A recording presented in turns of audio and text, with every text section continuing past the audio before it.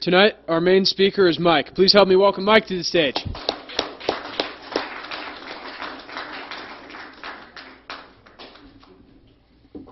Hi, everybody. My name's Mike Bennett. I'm an alcoholic. I'm short enough this fits me. I want to make fun of Ryan for a minute. He says he's trying to remember who was going to read, and the guy comes up and he said, "Now, you're Eric, right?" Who gives a shit? The guy with the traditions, right? We're going to have an imposter up here speaking.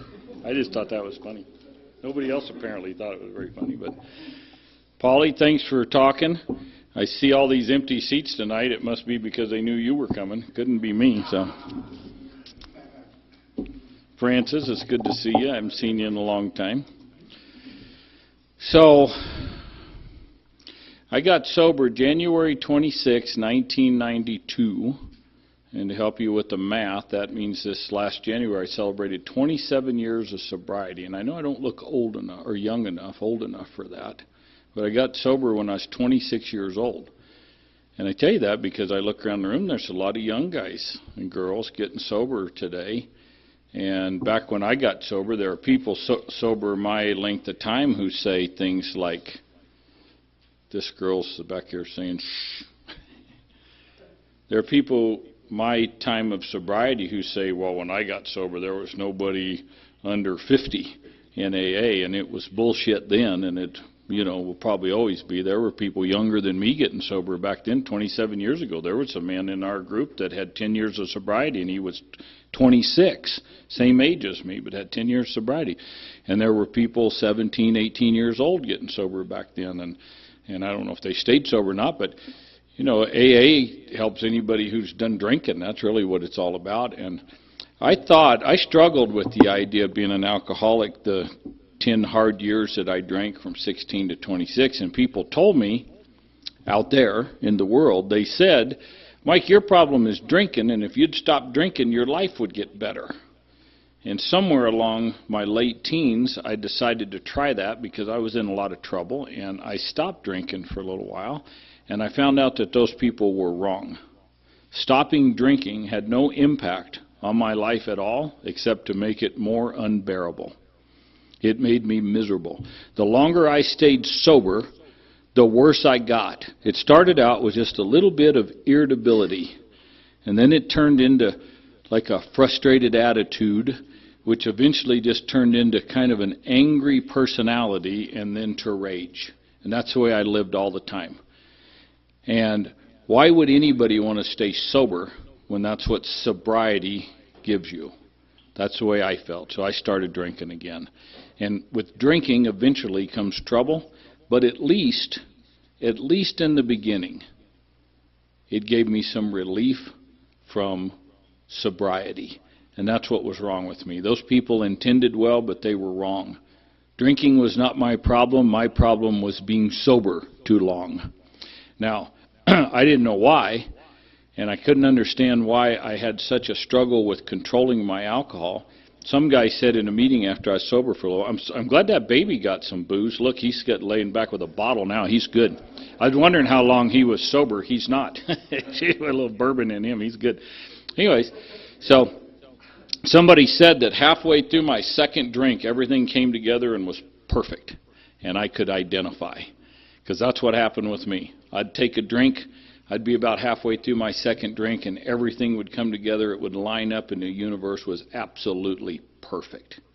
It only lasted about 8 seconds, but it was the best 8 seconds in the world and worth any price to pay to get it. Absolutely was. But when I was out there drinking, I didn't know anything about sobriety or AA or anything. So I started drinking again, and I got married, and couple years into the marriage, it got worse, and she got pregnant, and when the baby was born, she had enough of my drinking, and she divorced me, and everybody said the same thing, Mike, your problem is drinking. And I thought, well, maybe they're right this time, so I stopped drinking again. And I found out one more time they were wrong. Drinking was not my problem. My problem was sobriety, because after I was sober a few months, I wanted to kill me, or I wanted to kill you. But I was not happy in sobriety. So I went back to drinking and doing what I did. Now, I know that this is Alcoholics Anonymous, and I don't like you talking about drugs here, and I'm not a drug addict. However, I smoked enough doobies to fill a big van when I was young. I grew up in foster care, in and out of the foster system down in South Phoenix. And my parents they'd start fighting and shit would get broken and neighbors would call the cops and Child Protective Services would come in and scoop my brother and I out, and then we'd wind up in a state facility for 6, 7, 8 months, and then my mother and dad would gather everything up so they looked good, and they'd come get us. And we were good for 6 months to a year, and then it would happen again. And this just went on until I was 12 years old, and then I finally wound up in permanent foster care. Well, when you're a little kid in the foster system, nobody's going to give you any booze. We did huff some paint a few times because, I mean, you could do that out on the playground. But you could buy a joint for 50 cents, and they started passing joints around in the, at the school grounds and stuff. So that's how I got started, and I thought it was fantastic because, I mean, who doesn't like getting stoned? That was the best thing in the world. And then as I got a little bit older, I started, about 15, 16 when I started drinking. I was smoking dope when I was 8, 9 years old. About 15 or 16, we started drinking a little bit, and I couldn't buy any booze. I looked like I was 12 when I was 20, so there was no getting me sneaking in getting it. Somebody else had to have it. But we started drinking around 16, and drinking did something for me that was just unbelievable. Halfway through that second drink, I always felt like I was inadequate. I felt like I didn't measure up to you, and it didn't matter who you were, what class you were in, what type of group you hung out in. I didn't measure up. And a couple of drinks later, and you had to measure up to me. I felt so good about me after a few drinks that I didn't even give a damn what you felt about me. Your opinion of me made no difference at all. That's how good I felt. So why would I ever not pursue that? It's interesting. A lot of you guys are in psychiatric care because you're in treatment centers and stuff, and they kind of force that on you, don't they? They want to talk to you about therapy and shit, and good luck with it. I hope it works out. But the interesting thing is, I've talked to, in 27 years I've been sober, I've talked to a lot of non-alcoholic people about just life, things that we do. We think we're so special. Everybody says alcoholics are special. We're not special. We're just run-of-the-mill people. But here's the difference with us, I presume. Everybody in their teens, I think around puberty, most everybody, there's exceptions to it. And if you're one of them, don't come give me a big old long story after the meeting because I'm going to go home and go to bed. I don't give a shit. But somewhere around puberty, most people get to experiment with drugs or alcohol. And I think that is because parents they don't supervise us as much there. They start letting us spread our wings and go out and move around with other kids, and somebody scores a bottle or something, and they experiment with it. But here's what happens to most normal people. And there's not a normal teenager in existence, nor has there ever been. There's no teenager that feels adequate, that feels like they measure up, that feels like they're right. All teenagers feel weird. It's part of the transition from childhood to adulthood, is trying to find your place. But here's what's different about us. The teenagers that experiment with drugs and alcohol that are not alcoholic, nothing happens. They get a little bit tipsy. They might get sick. They might have a little bit of fun until they get too sick, and then they start throwing up, and then they decide it really isn't for them. Because all of the emotional baggage that we carry into that, when they drink, it doesn't make them feel better about that. If I'm carrying guilt and feelings of inadequacy and less than, and I have that couple of drinks and it makes me feel perfect, why wouldn't I continue that? So the next time I'm feeling inadequate, what do I think about doing? Obviously, I think about having a couple of drinks or smoking a doobie or something.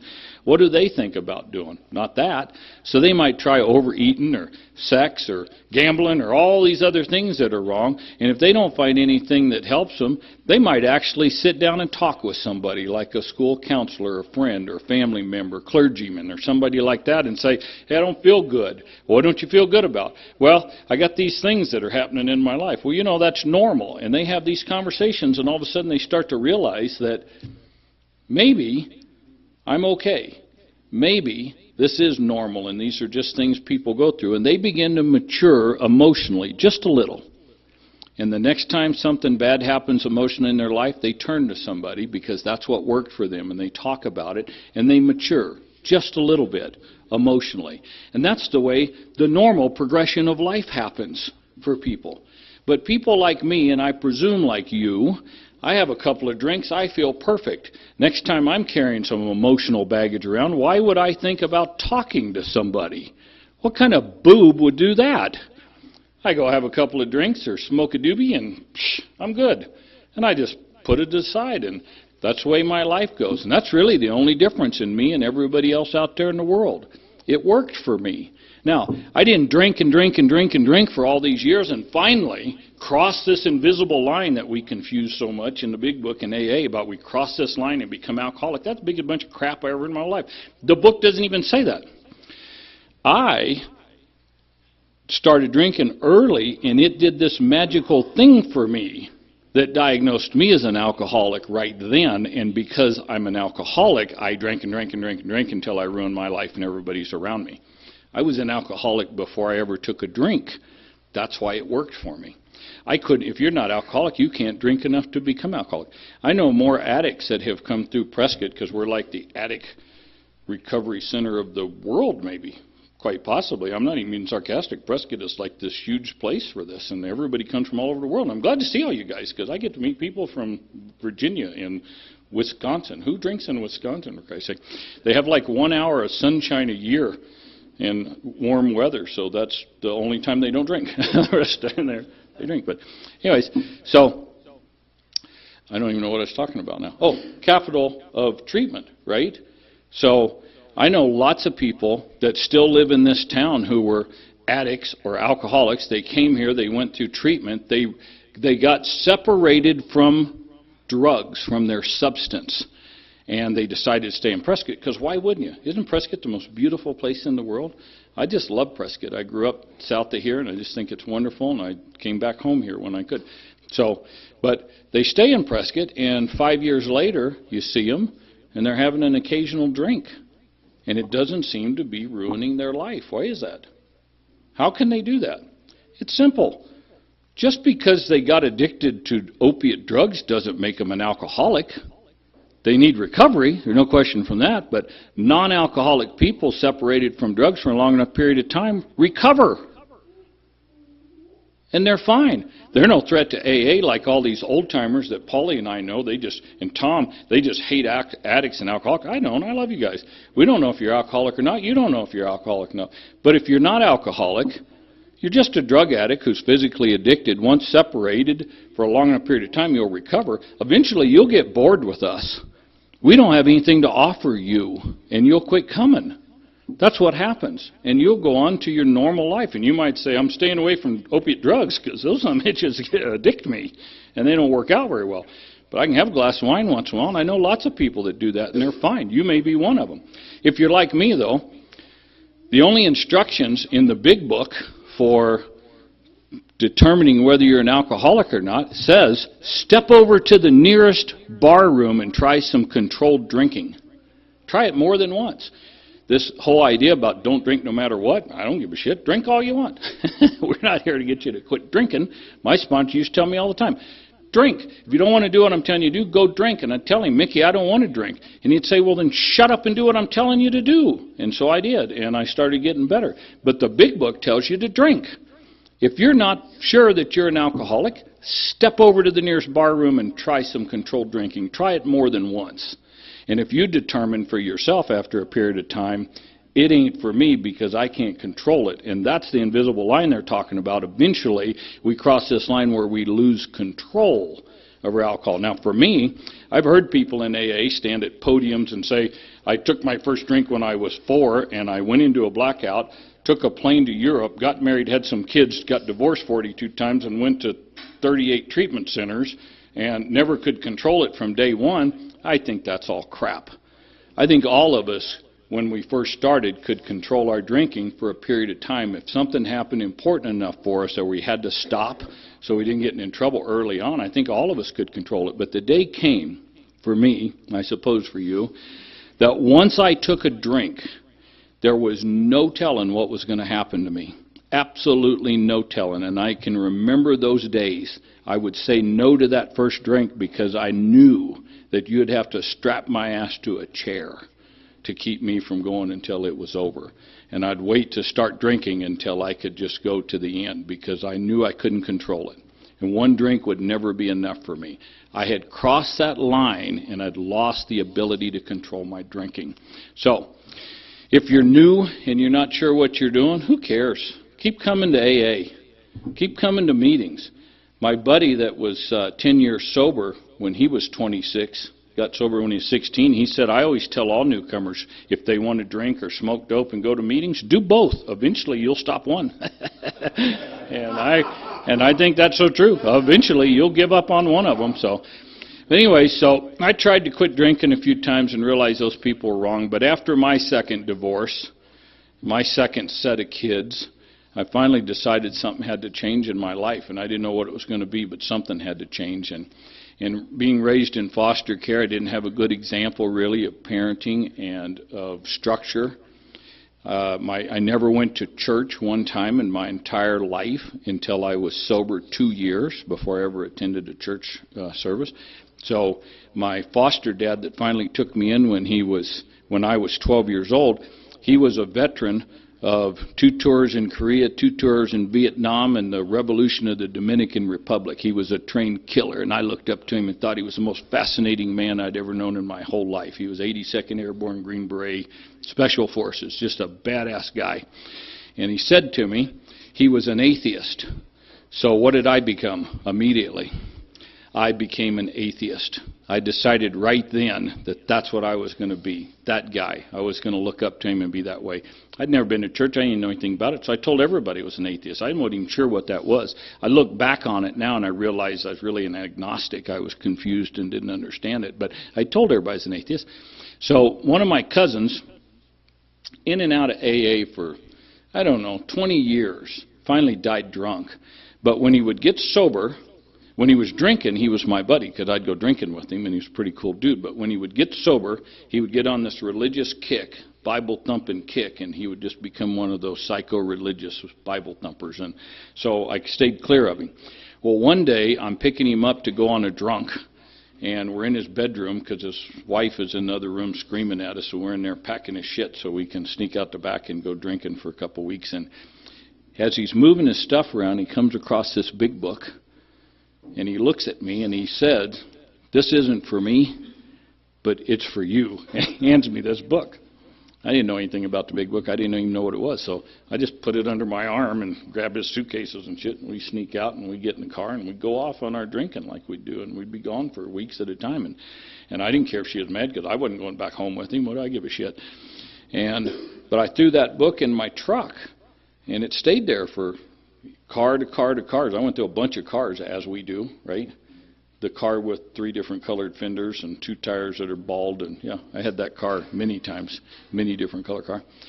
Anyway, so I just kept moving that book around with me. And finally, when it was time for me to consider AA, after my second divorce and things were just going so bad, and I thought to myself, I could try AA, but for one, I'm not an alcoholic. Alcoholics quit drinking, and their lives get better. That's what everybody told me. I quit drinking, and my life gets worse emotionally, so I can't be an alcoholic. But I didn't have any money. I didn't have any insurance. You know how hard it is to get treatment back then if you didn't have money or insurance? There were no state programs for people like us. There was no place to go if you didn't have money or insurance. So I came to AA eventually because it was free. It didn't cost anything. I knew that much about it, was all. But one of the reasons I didn't want to go to AA, somebody told me I should go. I said I can't because it's religious. It's a religious program because of the example my cousin was setting. And the guy said to me, it's not religious. There's one part of AA for people who believe in God, and there's a whole nother part for people who don't. Well, I just filed that in the back of my brain, and I saved that data. Later, when it was time for me to finally go to AA, I thought, well, I'll go and I'll just find the atheists, and I'll go to that part of the group. And I knew in my first meeting I was in the wrong one because everybody was talking about God and their higher power and all that crap, but I didn't have enough courage to say, hey, Willie, where's the meeting for atheists? So I just sat in the back and kept my mouth shut. But anyways, I didn't want to come to AA because I didn't believe in God, and I thought it was just a stupid, childish, kind of a fairy tale Girl Scout kind of a thing, you know. It just wasn't for men, wasn't for a guy like me. But eventually alcohol beat me down enough I didn't have any better answer, so I decided to go to a meeting and just try. And I didn't go through treatment. I looked into Yellow Pages, and those of you who are young, we used to have phone books before we had cell phones, but I looked into Yellow Pages and looked up Alcoholics Anonymous, and I called them and said I'd like to go to a meeting, and the lady on the phone told me where the meeting was, and I went that night. And I parked about 2 blocks away in the dark, and I snuck up towards the building. I didn't want anybody to see me. I was embarrassed. I'm not one of you. And there was this little crowd coming by, and I just kind of fell in behind them, and I just kind of snuck into the meeting hall. And I'm listening in the meeting, and there was nothing that, like Paulie was saying, somebody said something that was life-changing to him. I didn't hear anything that made any sense to me at all. I thought it was all the same crap I had in my mind that I believed about AA. But there was a guy in there who got me a cup of coffee. And nobody had done anything nice for me in a long time. He just got me a cup of coffee. And by the end of the meeting, he said, come back tomorrow, and I'll be here. And, you know, just come to another meeting before you make any decisions. So I only went back because the guy got me a cup of coffee. Get back there the next night, and he's there. And I just have coffee with him, and I listened to the meeting, and there was nothing that was said that had any impact on my life at all. I can't even remember anything that was said. And he said, come back again tomorrow. So I went back the 3rd time, and I was thinking to myself, kind of like Paulie was, this is it. If something doesn't happen tonight, I mean, there's nothing here for me. And an old man in the meeting, sober 20 years, I learned later, he said, if your problem's drinking, stop drinking, and you should get better. When that basket comes around, put a couple bucks in it, and after the meeting, just tap dance down the road, a happy man. But when you quit drinking, if your life gets worse, maybe we can help you. And I thought to myself, like Ken Henderson, you say, a banana fell out of my ear, and I thought, wow, maybe this guy knows how I feel. Finally, maybe somebody understands. I identified just a little bit. And the funny thing about Alcoholics Anonymous, and this is why this whole singleness of purpose is so important to these old-timers, you know, that are sometimes abusive to new people. And I'm sorry that that happens in AA because it's not right and it shouldn't happen. But they'll all be dead soon. Just outlive them old son bitches. You'll be fine. But anyways, the reason that this singleness of purpose is so important to them, because Alcoholics Anonymous is not meetings or conventions or all of this other stuff we think about, the steps and all. It's not any of that stuff. All of these things are pieces of AA. But what AA is really is one alcoholic talking to another alcoholic in hopes of saying one thing that they will identify with, that they might think, maybe, this guy understands how I feel. Because until that identification happens, there's no way we could ever be honest enough to tell somebody the truth about what's really going on in here. No way in the world. Couldn't tell a doctor, couldn't tell a clergyman, we couldn't tell anybody. Because I always felt to myself, intellectually I'd hear guys like me up here talking about AA and the steps in recovery, and intellectually I would think, yeah, that makes sense. But you don't understand, my case is different. If you really knew what I have done, if you really knew what went on up here, you would just open the car door and push me out and drive away. I couldn't buy it in my gut. Intellectually, it made sense. I couldn't buy it in my gut until one day I identified. And I thought to myself, just maybe he understands. Maybe this guy gets it. So he became my sponsor. And he would ask me to do things that I didn't think were necessary. And I would say something to him like, Mickey, I don't know that that's going to help me. Well, then go drink, he would say. Well, I don't want to drink. Well, then shut up and doing what I'm telling you to do. Just do what I tell you to do. And so I'd say, shut up, and I would just do what he tell me to do. And I'd think to myself, this is the stupidest thing I've ever seen in my whole life. How is this going to pay my bills or get my ex-wife off my ass or get my alimony caught up or my child support or, you know, get me a driver's license and good insurance? I mean, none of these things he's telling me to do had any direct impact on what was going on in my life at all. But he'd tell me to do these things, and I couldn't figure him out, but he said, I don't give a shit what you think. Just do what I tell you to do. So I started doing it. And like Paulie, after a little while, I started to feel just a little better. I don't know why. There was no reason for it. I just started to feel better. And the funny thing is, I didn't feel better necessarily about you or about them. I felt better about me. And after a while, he would ask me to do something else that didn't seem to apply to my problems, and I would just do the stupid thing he would tell me to do. In a little while, I would feel a little bit better. And before long, I realized I feel pretty good. And then one day, it occurred to me, I haven't thought about taking a drink in a long time. And the desire to drink was taken. I didn't do anything to get rid of it. I just did this stupid crap he told me to do, and all of a sudden one day I realized I didn't need to drink anymore. It was no longer necessary. It just wasn't necessary. Today I don't drink because not drink because I'm afraid what it'll do me. I don't give a shit. I've been sober so long, a good buzz might be all right. I don't know. Who knows? One thing I'm quite sure of, there's no telling what will happen if I do. These guys that say, if I drink, I know exactly what will happen. Well, good for you, because I have no idea. There's no telling. I break out in spots like Tijuana. There's no telling where I wind up if I start drinking. So I don't want to drink. But the reason I don't want to drink is not out of fear of what might happen to me. I don't want to drink because it's not necessary. I like me so much today. First off, I come to realize through the series of the steps and sponsorship and activities, and give Ryan a hand. Isn't this guy got a lot of energy for this meeting? I mean that sincerely. I thought this guy was high. Whew. I mean, he got some energy going on here, huh? And thanks for the coffee there, bud. Anyways, so I realized that the reason I drank basically because I couldn't stand my own sorry ass sober. I hated me. I always blamed you, but I hated me so much sober that I had to drink to get away from me. I could go to a different town and get away from you. I could quit my job and get away from them. I could divorce my wife and get away from her. But every place I went, I was with me. And who I really hated was me. And I could only stay sober with me for so long before I couldn't take it anymore. And I had to drink.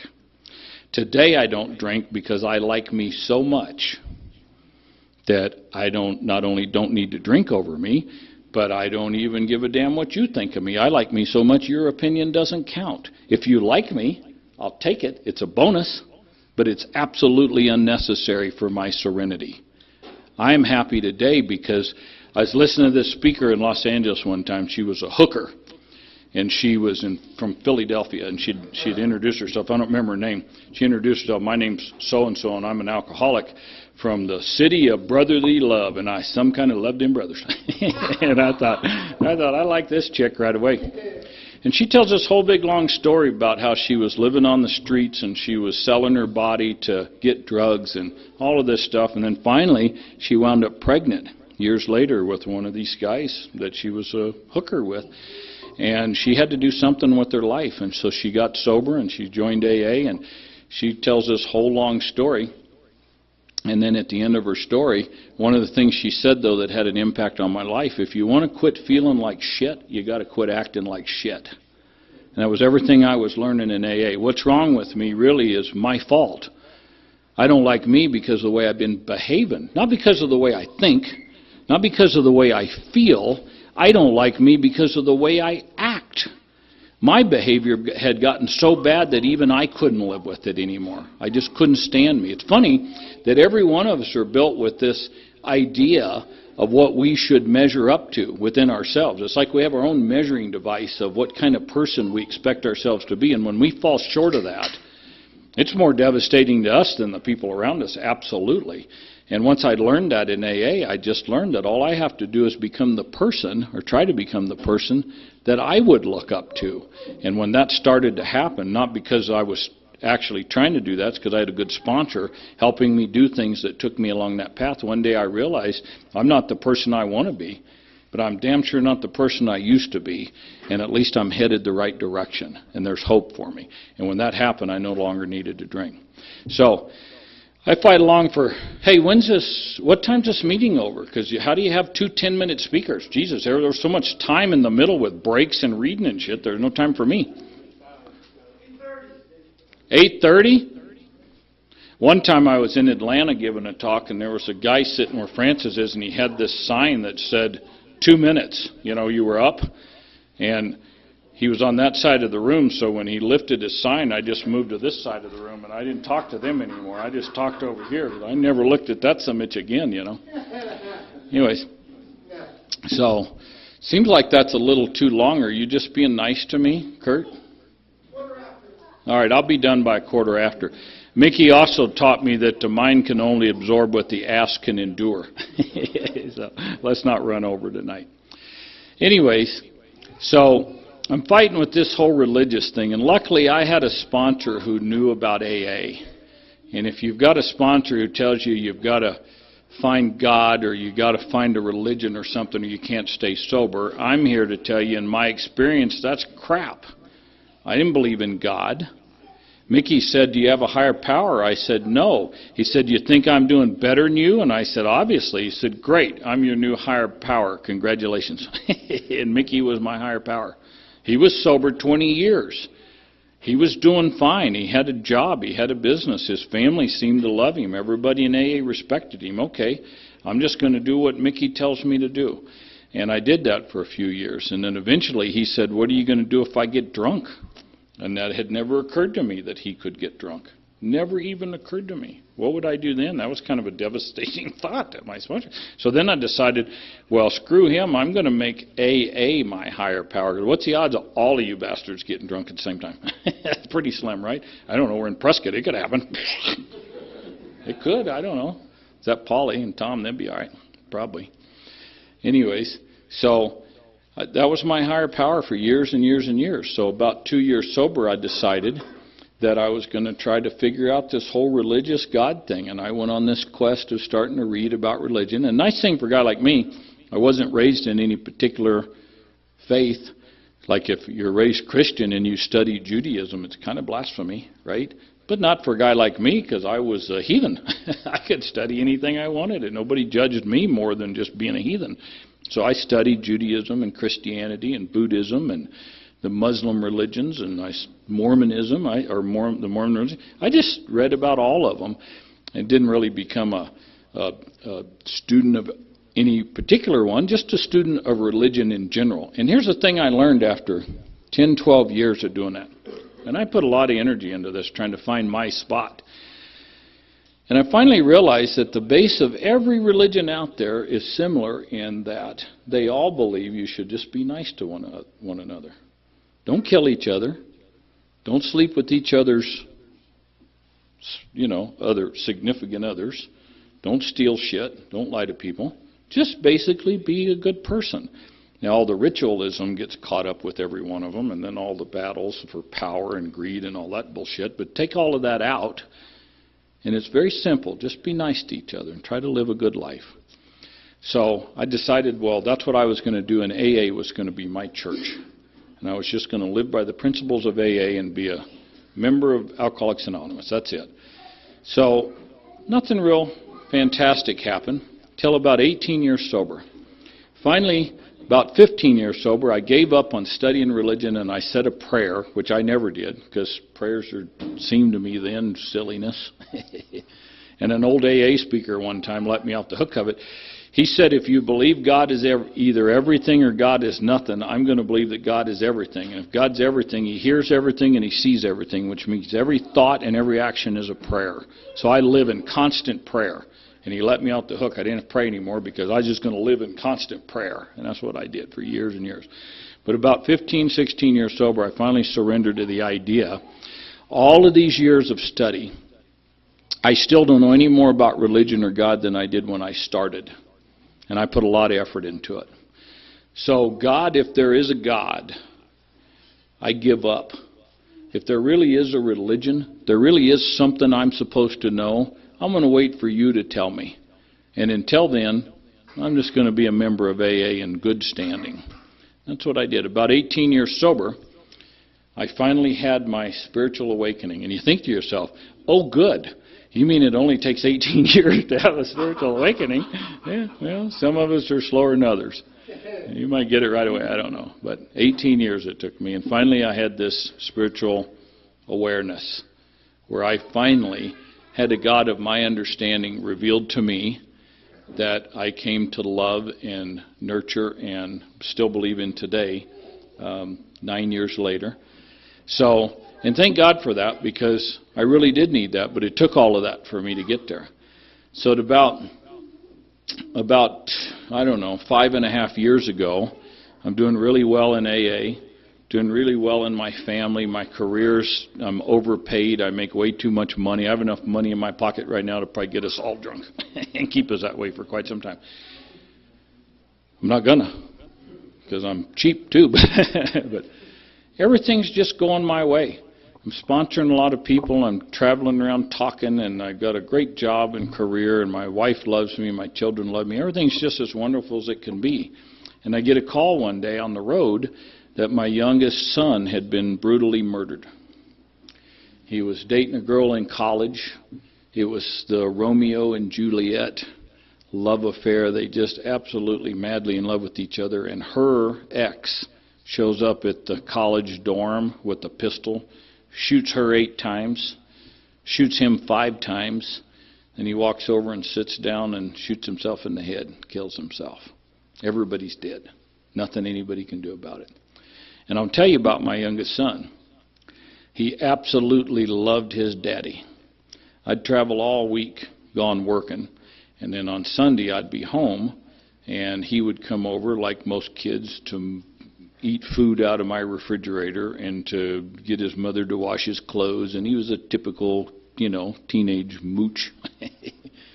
But he'd walk in my house, and if I was on my iPad sitting in my chair doing something, he'd walk over and kiss me on my head, and I'd say, "Hello, Gus." That's his name, Gus.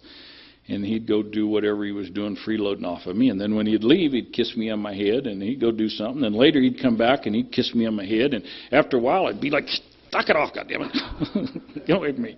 And he'd laugh and kiss me on my head. He just loved his daddy, and he was a good boy. Nothing wrong with him in the world, just a great boy. Why would God take a boy like that, in college with all of his dreams and stuff, and take him away from me when I'm a good AA and good standing, and I'm a good employee, and I'm a good employer, and I'm a good friend and a good sponsor? I'm doing everything I'm supposed to be doing in AA. I'm behaving well, so well that I think so much of me that your opinion doesn't matter. I'll take it if it's good because, it's a bonus, but it's not necessary. Everything's going right. Why would you take him? God didn't take my son. Because of my spiritual awakening and my experience in AA, I knew this instantly. I knew it instantly. That was his life. It was not my life. That's the way his life went, and it's the way his life here ended. He's moved on to the next classroom now. It has nothing to do with me. That boy didn't kill him to take him from me. He didn't kill him to even kill him. He killed him because he was in pain, and it was the only way he could come up with to try to end his pain, and hopefully it did for him. I don't know. Who knows? But I said a prayer for the boy that committed the act. Later, a week later, I had my son's services, and with AA people, they're wonderful. We had hundreds and hundreds of people at the house. It was just sickening how much love there was and how many great people there were. But then we had to leave the party hosted with our daughter because we had to all pile in the car and go to the girlfriend's funeral that afternoon. And then the next day, we went to the funeral services of the boy who committed the act. We knew him and his family because we wanted to support them. That was the example I was able to set for my other 3 children and my grandchildren, that we were, and my wife, that we were going to stay a loving family and a caring family. Now that's interesting for a guy like me, raised on the streets, who came up through foster care and became an atheist and didn't care about anything or anybody. All I could think about through that whole time was that everything was just the way it should be. Everything was okay. It wasn't up to me to change it, because it doesn't matter. How many of you have children and have watched Kung Fu Panda? Anybody? If you haven't, watch Kung Fu Panda, the most religious movie in the world. So I'm watching Kung Fu Panda with the grandbabies one day after this happened, and Oogway, who is the Kung Fu turtle, Oogway is playing with butterflies or whatever goofy shit he's doing, and this chicken comes flying in and crashes and shit, and he says, Master Oogway, I have terrible, terrible news." And he said, "Son, there's no good news. There's no bad news. There's just news. So what's your news?" "Well, this," I forget his name, "but this tiger that they locked up in prison 40 years ago for trying to kill everybody escaped." And he said, "Oh my, that is bad news." But the lesson in it is there really is no good news. There's no bad news. There's just news. This is God's world. We're just here learning. I look at this life as a classroom. You think about this. We start out in kindergarten, and we must attend kindergarten, or first grade won't make sense. And we must attend first grade, and second grade, or third grade won't make sense. And grade school before middle school to high school to college. You can't start out as a CEO of a major firm. You have to start out entry level and learn something about the goddamn company and how to do the job. And then you get promoted and you learn. That seems to be in every facet of our existence, that seems to be the truth. That you have to go through this series of learning in order to grow intellectually. So it seems to me, in my spiritual awakening, the spiritual life must be the same way. It must be a series of classrooms where you have to attend one, or the next one won't make any sense. Today, I don't know what class we're in. I would like to think as badly as we're handling it. Preschool? I have no idea. If it's college, we're fucked. Let's strike that from the tape. Take that out. If it's college, we're screwed the way we behave, right? But it seems to me that this is one of God's classrooms that we've been allowed to attend. What's my job here? To learn. What am I supposed to learn? I don't know any more than anybody else does, but I'll tell you this. What it seems to me is that I'm supposed to learn to love. Nothing else. If I can learn to live in love with everything and everybody exactly the way it is, that it's supposed to be. It's a bus leaving without you. I'll give you a ride. I won't, but so the van must be leaving, I suppose, right? Anyways, bye. Cool chick. Anyways, so I must be here to learn to live in love, because the more I learn to forgive and accept things as they should be, or as they are, as they should be, the better I feel about me and about you. It has not been necessary for me to hate anybody for decades now. I don't have any hate in my life. I love everybody. I love everything there is, and the things that frustrate me from time to time. It doesn't take long to say, you know what? It just is. It's not good, it's not bad, it just is. And just accept it. You guys are wonderful. I love coming here. I'm going to tell you one quick thing before we stop. I built this podium 26 years ago in my garage. This very podium right here, and I'm taking it. But no, just kidding. Rarely Group was my home group 26 years ago for years and years and years. And I was the secretary many times, and I did what Ryan's doing. I led the meeting many times. Tom here, everybody wave at Tom. Tom has been the secretary of the Rarely Group how many times? 4, 5, 6 times? 2 times. Okay, same thing. I always blow things out of proportion. But this is the greatest group in the world. I love this group. I wish I could attend it regularly, but my job won't permit. Today when they asked me to talk, I just said I'm taking off, so fire me if you want. I don't give a shit. I'm going to go over there because I love this group. And I love you guys, and thank you for being so attentive. I hope if you're new or newer, I hope that you heard something today that just makes you think this, just this one thing. Maybe somebody else understands what I'm going through and how I feel. The first 3 steps, don't let these guys worry you out on them. They're not as big a deal as they make them out to be.